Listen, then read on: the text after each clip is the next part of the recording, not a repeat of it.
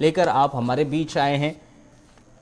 दिनेश सिंह गैड साहब, सबसे पहले आपके पास आ रहा हूं और जरा राजनीतिक विश्लेषज्ञ होने के नाते आपको क्या नजर आ रहा है?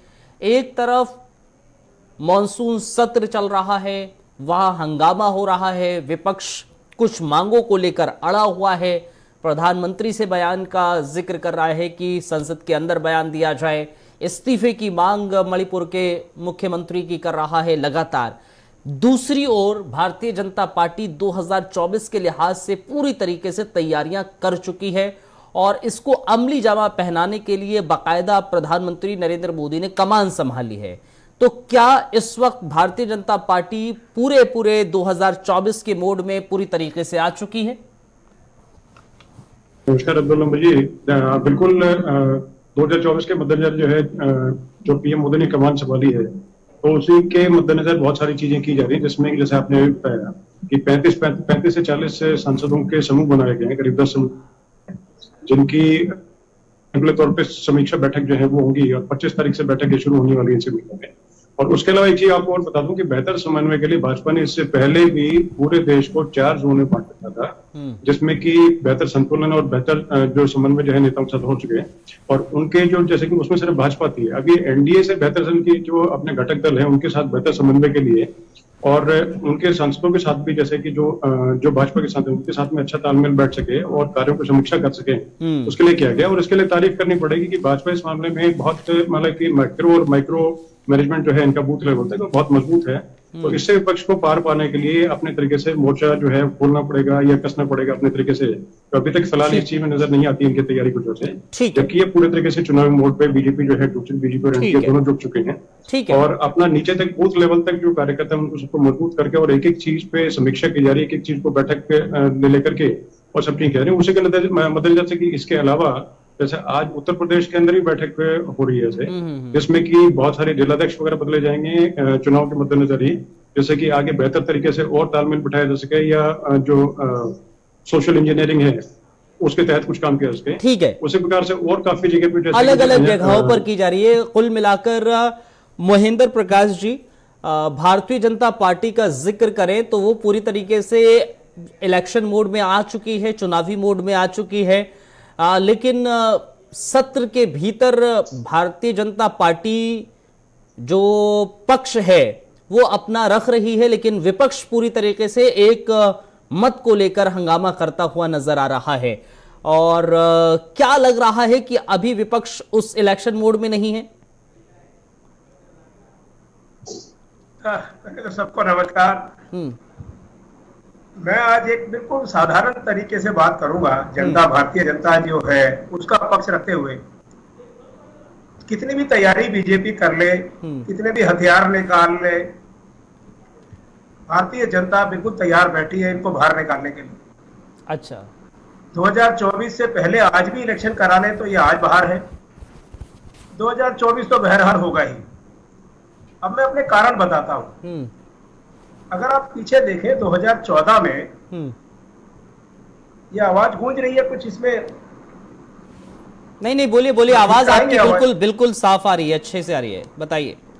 हाँ, 2014 में अगर नजर डालें तो जो मुद्दे थे बीजेपी के, मोदी जी के, एक तो 2G, कोयला घोटाला, न जाने और दामाद जी, सारी चीजें, उस समय भारतीय मन में, लोगों के मन में ये आया कि यूपीए के अंदर वाकई में कुछ ना कुछ गड़बड़ घोटाला है और इनको जाना चाहिए। मोदी जी आ गए। 2019 में जो फैक्टर्स थे, वहां ना 2G था, ना कोयला घोटाला था, ना दामाद जी थे, क्योंकि उसमें कुछ था ही नहीं। इन्होंने नया तरीका निकाला कि हिंदू पाकिस्तान, कब्रिस्तान और जो बालाकोट में हुआ उसने 10 से 15% इनकी वोटें बढ़ा दी। अच्छा, भारतीय राजनीति में अगर आप देखें तो बीजेपी का वोट बैंक 17% से 25% के आसपास होता है।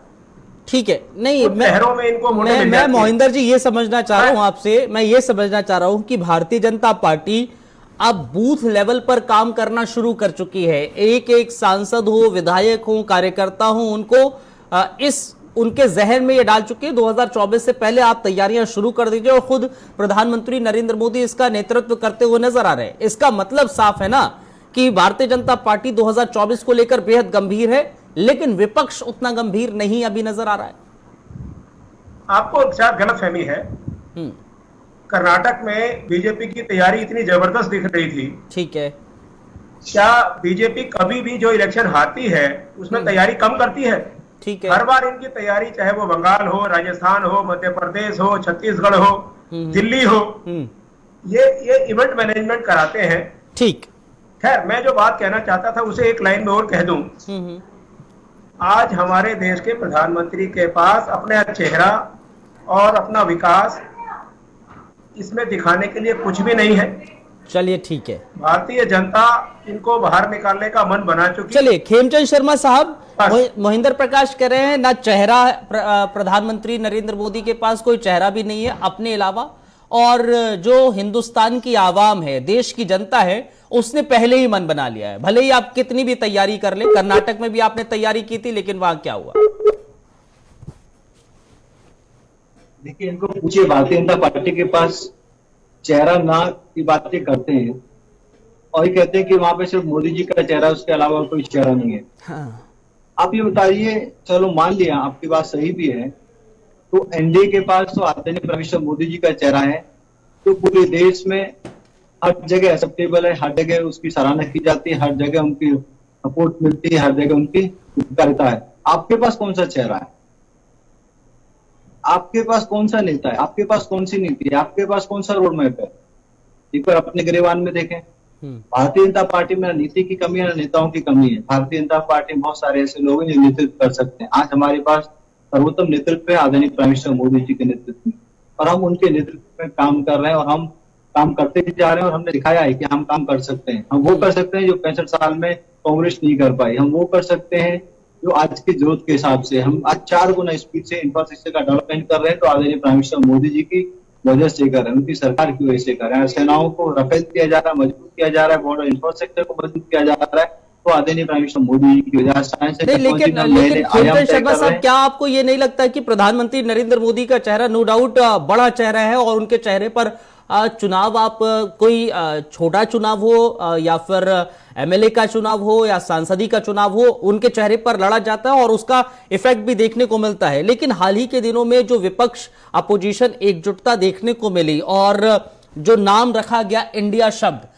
उससे कहीं ना कहीं अब भारतीय जनता पार्टी को थोड़ी सी घबराहट हो रही है और थोड़े से मुश्किलात हैं कि इसका तोड़ कैसे निकाला जाए। देखिए, भारतीय जनता पार्टी को ना कोई घबराहट हो रही है, ना ही भारतीय जनता पार्टी और एनडीए को इससे कोई चिंता है। भारतीय जनता पार्टी और एनडीए सेवा में विश्वास करते हैं। हम सेवा लगातार करते जा रहे हैं, करते रहेंगे, और हम अपने सेवा की वजह से जीते रहेंगे, ये हमें दृढ़ निश्चय है। और हमने जो काम किया, हम उनको, अपने कामों को लोगों के सामने रख रहे हैं, और उन्हीं कामों के आधार पर हम वोट मांगने वाले हैं।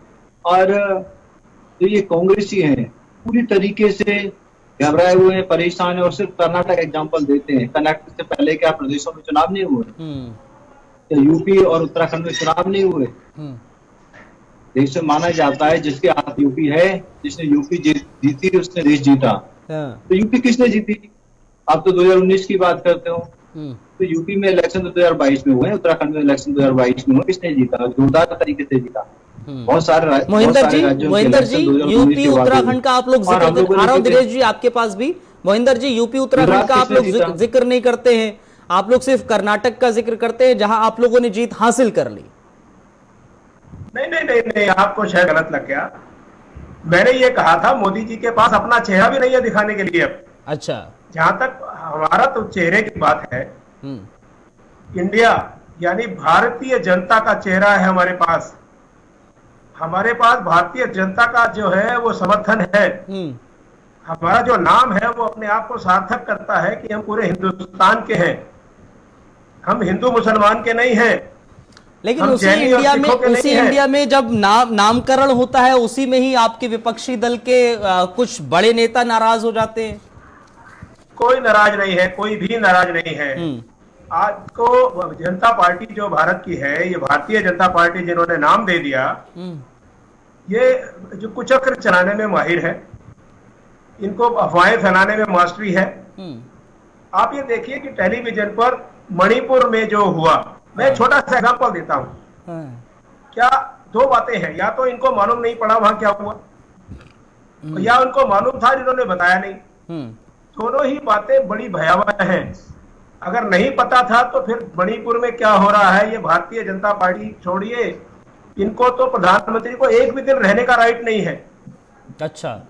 ये जो चीफ मिनिस्टर मणिपुर के का रिजाइन मांगते हैं, उसके बजाय तो प्रधानमंत्री को स्वयं अपना इस्तीफा सौंप देना चाहिए। ठीक है, मैं इस पॉइंट को जरा आगे ले जा रहा हूं मोहिंदर जी, इस पॉइंट को आगे ले जा रहा हूं। और दिनेश जी, क्या भले ही Bharatiya Janata party NDA booth level पर काम कर रही हो, मीटिंग्स प्रधानमंत्री खुद करने वाले हों, लेकिन क्या मणिपुर में जो हुआ और मणिपुर में पिछले 2 महीने से जो हो रहा है उसका इंपैक्ट तो नहीं पड़ेगा 2024 में? और जो अपोजिशन है वो इसको कहीं मुद्दा तो नहीं बनाएगी आने वाले वक्त में, जो इस समय हमें देखने को मिल रहा है संसद के अंदर? अब देखिए, ऐसे कि मुद्दा कोई भी जो है, विपक्ष या पक्ष कोई भी है, वो चूकता नहीं है ऐसे, और ये तो इनको अच्छा एक मुद्दा मिला हुआ है। लेकिन इसके लिए देखिए कि बहुत दुखद है जो घटना हुई, बहुत दुखद है कि सभ्य समाज में इस तरह की घटना हो, उसके लिए हम सब जिम्मेदार हैं। और यहाँ पर जो हम लोग सब बैठे तो हम लोग कहीं ना कहीं सब इसके लिए जिम्मेदार हैं कि समाज में इस तरह के कुकृत्य हुआ, और उस टाइम पे 77-80 डेज के बाद में जाकर इस चीज का पता लगता है, उसके बाद संज्ञान नहीं आता है। सेलेक्टिव तरीके से एन पार्लियामेंट से पहले कि संसद शुरू होने से पहले उसको उठा करके किया जाता है। और अब जैसे कि कांग्रेस के एक प्रदेश की बात मैं करता हूँ, राजस्थान की, वहां पर एक अच्छे मंत्री थे उसके इनके अशोक गहलोत जी के, उन्होंने मणिपुर के साथ साथ उन्होंने ये बोला कि ठीक है, जो रेप और मर्डर जो इधर जो राजस्थान में उनके बारे में, मतलब जैसे मणिपुर में हो रहा है उस तरीके से यहाँ पर भी रेप हुए हैं, इसके बारे में कौन प्रश्न उठाएगा? तो उस बात पे उनको बर्खास्त किया गया, और मतलब बहुत बुरी तरह से लताड़ा अशोक गहलोत जी ने। इसके बारे में क्या क्या कहना चाहेगा विपक्ष? तो देखिए कि सेलेक्टिव तरीके से करना ठीक नहीं है। हाँ, उसमें जो मैं सबसे पहले शुरू करता हूँ कि मणिपुर में जो हुआ बहुत गलत था, वो नहीं होना चाहिए था, उसके लिए सब जिम्मेदार हैं। और अगर मुख्यमंत्री उसके लिए जिम्मेदार है तो मुख्यमंत्री जो है उनको भी सजा उसकी मिलनी चाहिए, मतलब उनको जो जैसे कार्रवाई पार्टी करे वो करे। ठीक है, लेकिन उसके अलावा देखिए प्रधानमंत्री मोदी ने उसके लिए ठीक बोला। और ठीक है, मैं राजस्थान पर आऊंगा, एक छोटा सा मुझे ब्रेक लेना। हाँ दिनेश जी, मैं आपका पॉइंट आया है और मैं राजस्थान पर आऊंगा और जरा मोहिंदर जी से पूछूंगा। एक छोटा सा मुझे ब्रेक लेना है, ब्रेक के उस पार इस मुद्दे पर आएंगे। जरा राजस्थान में जो मंत्री साहब को बर्खास्त कर दिया गहलोत सरकार ने, उस पर भी आएंगे और खेमचंद शर्मा से भी कुछ सवाल होंगे। छोटा सा ब्रेक, जल्द हाजिर होते हैं।